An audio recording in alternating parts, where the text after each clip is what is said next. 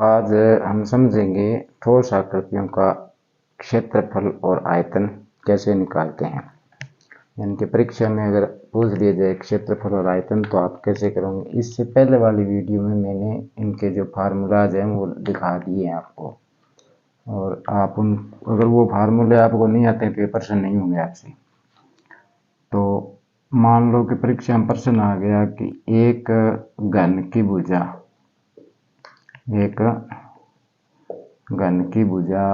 5 centimetre है, तो उसका पृष्ठीय क्षेत्रफल ज्ञात करो।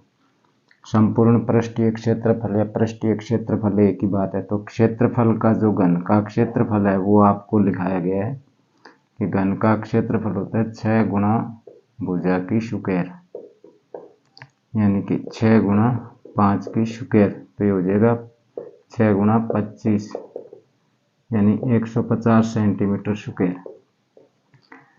तो देखो, आपको जब तक इनके फार्मूले नहीं आते हैं ना तो ये प्रश्न आपसे नहीं होगी। इससे पहले वाली वीडियो आपको देखनी पड़ेगी, उसी में मैंने फार्मूले लिखाए हैं सारे के सारे।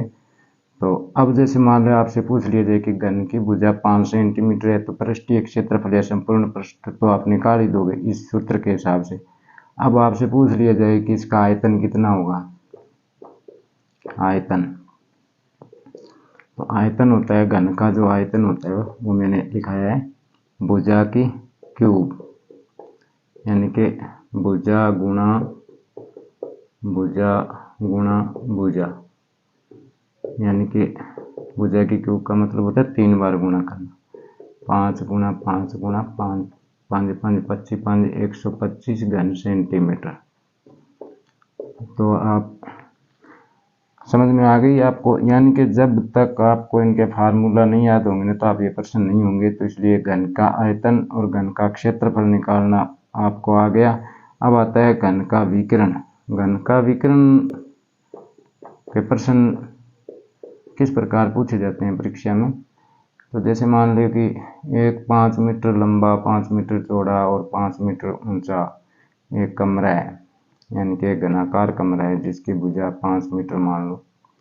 तो उसमें उस कमरे में अधिक से अधिक कितनी लंबी छड़ रखी जा सकती है। अगर ऐसा प्रश्न पूछा जाएगा तो आपको उसका विकिरण निकालना होगा। तो विकिरण का आपको जो मैंने फार्मूला लिखाया था भुजा गुणा √3। तो यानी कि भुजा कितनी है इसकी 5 और √3। ये जो विकिरण है ये सेंटीमीटर है या मीटर है जो भी दिया है उसी में आएगी, इसकी स्क्वायर या क्यूब नहीं लगेगी। तो घन से संबंधित मतलब सिंपल क्वेश्चन है जो इसी प्रकार के आएंगे और आपको करने होंगे। अब इसमें दूसरे टाइप के भी क्वेश्चन पूछे जा सकते हैं। जैसे कि आपसे पूछ लिया जाए कि एक कमरे में 3 मीटर लंबी छड़ रखी जा सकती है। एक कमरे में 3 मीटर लंबी छड़ रखी जा सकती है।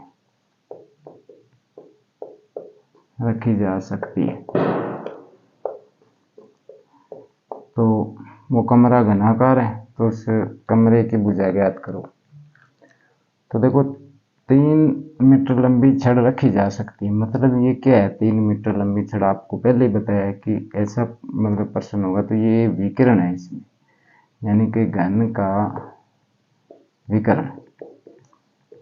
विकिरण है जो 3 मीटर है। और घन का विकिरण का आपको फार्मूला बताया मैंने कि भुजा गुणा √3 होता है। तो ये 3 आ गया। तो भुजा कितनी होगी इसकी 3 बटे √3, यानी कि गुणा में है तो उधर जाके बटे में चला जाएगा। अब इसको हम सरल करेंगे तो √3 गुणा √3 3 ही होते हैं और ये बटे में 3 है, ये इससे कट गया। यानी कि √3 मीटर उस कमरे की जो भुजा है। अब इसमें आपसे क्षेत्रफल पूछ लिया जाए कि उसका क्षेत्रफल ज्ञात करो। तो क्षेत्रफल आपको बताइए 6 गुणा भुजा की स्क्वायर। जो भुजा आपको बताइए 6 गुणा √3 की स्क्वायर। √3 की स्क्वायर मतलब होता है 3, क्योंकि √रूट से गुणा करेंगे ना तो √रूट हट जाएगा, 6 या 18 मीटर स्क्वायर आ जाएगा। अगर इसका आयतन पूछ लिया जाए तो आपको बताया भुजा की क्यूब यानी कि अंडर रूट 3 की क्यूब यानी कि अंडर रूट 3 गुणा अंडर रूट 3 गुणा अंडर रूट 3। इस अंडर रूट 3 का तो हो जाएगा 3 और वो अंडर रूट 3 पढ़ाई है, अंडर रूट 3 मीटर घन मीटर हो जाएगा। तो इसको कैसे भी पूछा जाए आपको तो फार्मूले में ही लेके आना है, चाहे आपको किसी प्रकार से पूछा जा सकता है प्रश्न। तो इसके लिए जरूरी है कि आपको क्षेत्रफल और आयतन यानी कि ठोस आकृतियों के जो वीडियो जो पहली मैंने बनाई है उसमें आपको जो फार्मूले लिखाए हैं वो आपको याद होने चाहिए, तो उनको आप याद कर लेना, फिर उसके बाद ये क्वेश्चन होंगे। अब मान लो कि ऐसे प्रश्न दे दिए जाए कि किसी घनाभ की लंबाई है जो 5 मीटर है, चौड़ाई है 4 मीटर और ऊंचाई है 3 मीटर। अब इससे प्रश्न पूछे जा सकते हैं, इसका संपूर्ण पृष्ठीय क्षेत्रफल पूछ लिया जाए, संपूर्ण पृष्ठीय क्षेत्रफल, तो आपको फार्मूला आएगा जैसे 2 इंटू लंबाई गुणा चौड़ाई प्लस चौड़ाई गुणा ऊंचाई प्लस लंबाई गुणा ऊंचाई। तो 2 लंबाई 5 चौड़ाई 4 प्लस 4 गुणा 3 प्लस 3 गुणा 5, तो ये हो जाएगा 5 चौके 20 4 3 12 प्लस 5 3 15, ये हो गया 15 27 और 20 47, 47 दूनी 94 मीटर स्क्वायर। तो समझ में आ गया आपको। अब इसका आयतन पूछ लिया जाए कि आयतन कितना होगा, तो आयतन में आपको आना चाहिए लंबाई गुणा चौड़ाई गुणा ऊंचाई। तो लंबाई कितनी है 5, चौड़ाई 4, ऊंचाई 3, 5 के बीच ये 60 घन मीटर। अब इसका पूछ लिया जाए विकर्ण, यानी विकर्ण में आपसे कैसे पूछा जा सकता है, इसमें एक ऐसा कमरा है जिसकी लंबाई 5 मीटर चौड़ाई 4 मीटर ऊंचाई 3 मीटर, उसमें कितनी लंबी छड़ रखी जा सकती है, ऐसे प्रश्न पूछेगा तब आप विकर्ण ही निकालोगे। विकर्ण आपको मैंने फार्मूला दिखाया है, इसको विकर्ण होता है कि अंडर रूट लंबाई स्क्वायर प्लस चौड़ाई स्क्वायर प्लस ऊंचाई स्क्वायर, तो ये आपको याद होने चाहिए। 5 5 25 प्लस 16 प्लस 9, 16 और 9 25 और 25 कितने होते हैं 50। अब इसको सरल करेंगे 50 को, तो जैसे 2 गुणा 50 होते हैं और 25 सॉरी यानी कि 2 गुणा 25 होते हैं, तो 25 का तो अंडर रूट निकल जाएगा ना 5 और ये अंडर रूट 2 में पड़ा रहेगा, तो ये आ जाएगा इसका। तो जब तक आपको फार्मूला नहीं आएंगे तो आप ये प्रश्न नहीं करोगे, ट्रिक के चक्कर में पड़ मत जाना, ट्रिक आपकी फेल हो जाती है।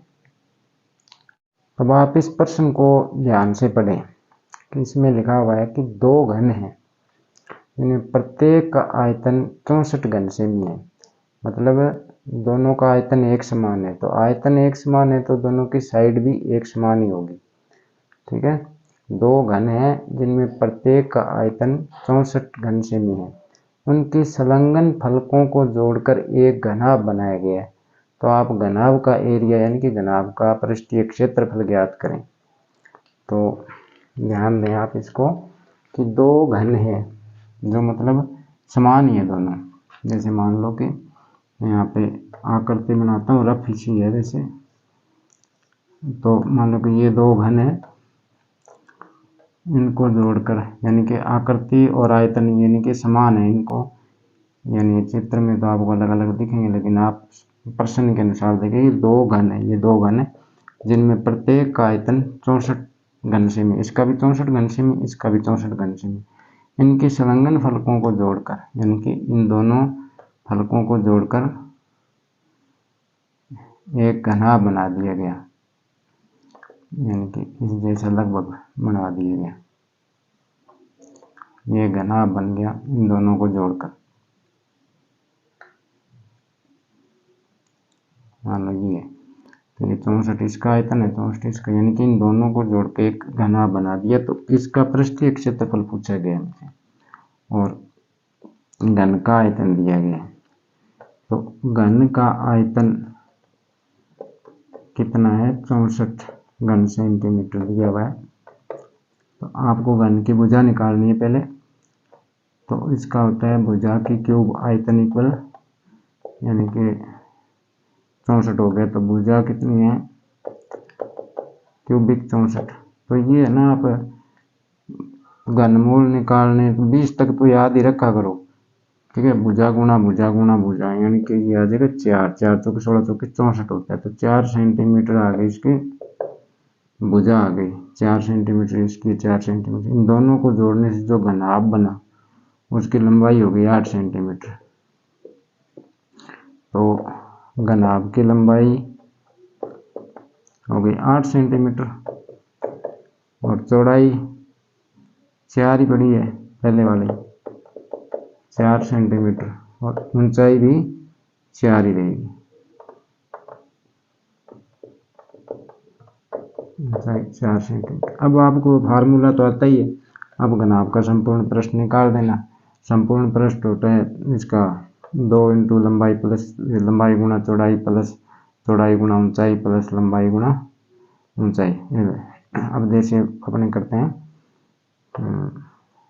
इसका जो क्षेत्रफल होता है 2 इंटू लंबाई गुणा चौड़ाई प्लस चौड़ाई गुणा ऊंचाई प्लस ऊंचाई गुणा लंबाई, यानी ये हो गया 8 गुणा 4 प्लस 4 गुणा 4 प्लस 4 गुणा 8, यानी ये हो गया 8 चौके 32 प्लस 4 चौके 16 प्लस 8 चौका 32, 32 32 16 हो गया 80, 2 गुणा 80 इक्वल 160 सेंटीमीटर स्क्वायर। ये इसका आ गया ये क्षेत्रफल।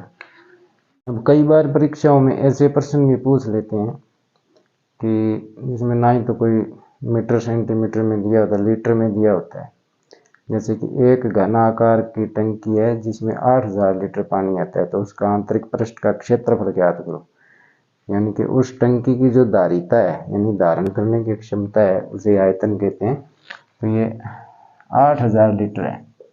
तो हमें एक याद ही रखनी है कि 1000 लीटर बराबर होता है 1 घन मीटर, यानी कि 1 घन मीटर अगर कोई टंकी है जिसका आयतन है तो उसमें 1000 लीटर पानी आएगा। यानी कि 1 मीटर लंबाई, 1 मीटर चौड़ाई, 1 मीटर ऊंचाई, अगर इस प्रकार का कोई घन है तो उसमें 1000 लीटर पानी आएगा उसमें। तो 8000 लीटर में कितना आएगा, 8000 लीटर बराबर क्या होगा, 8 घन मीटर। तो घन ही है ये, घनाकार है। तो घन का आयतन कितना हो गया, घन का आयतन हो गया 8। तो इसका जो भुजा आएगा, यानी कि भुजा की क्यूब होता है 8, तो भुजा कितनी होगी इसकी, क्यूबिक 8। तो 8 का तो आपको याद ही होना चाहिए कि 2 मीटर, यानी कि घन की भुजा होगी 2 मीटर। अब उसका आंतरिक पृष्ठ का क्षेत्रफल, यानी कि घन का क्षेत्रफल आपको बताया 6 गुणा भुजा की स्क्वायर। ये आ जाएगा 6 गुणा 2 की स्क्वायर, यानी 6 गुणा 4, यानी कि 24 मीटर स्क्वायर। तो इस प्रकार के प्रश्न परीक्षाओं में आते हैं। तो आगे का जो इसके जो रह गए हैं बेलन, गोला और शंकु, वो अगले पार्ट में करवाएंगे आपको। तो आप घन और घनाभ तैयार कर लेना।